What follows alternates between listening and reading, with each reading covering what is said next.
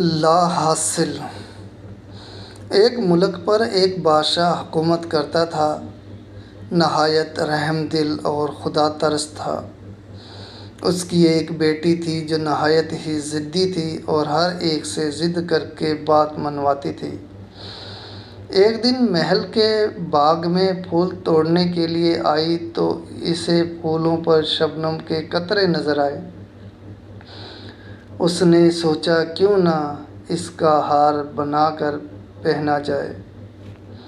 اس نے بادشاہ سے کہا کہ ابا جان، میں ان قطروں کا ہار بنانا چاہتی ہوں۔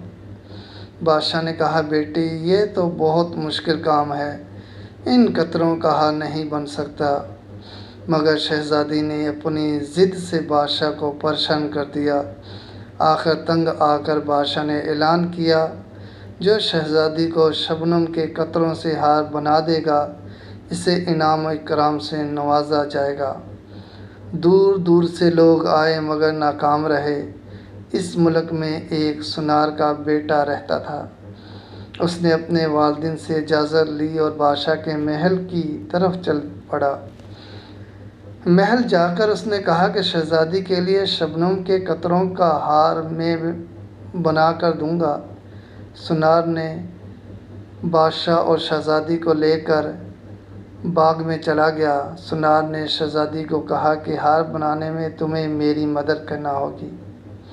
یہ شبنم کے قطرے مجھے اٹھا کر دو تاکہ میں تمہارے لیے ہار بنا سکوں۔ شہزادی نے کہا، یہ تو کوئی مشکل کام نہیں۔ جب شہزادی نے شبنم کے قطروں کو پکڑنے کی کوشش کی تو وہ ہاتھ سے بہہ جاتے۔ اس طرح شہزادی کی سمجھ میں آ گیا تو اس نے ضد کرنے سے توبہ کر لی۔ بادشاہ نے آگے بڑھ کر سونار کو گلے لگایا اور خوب انعام و اکرام سے نوازا۔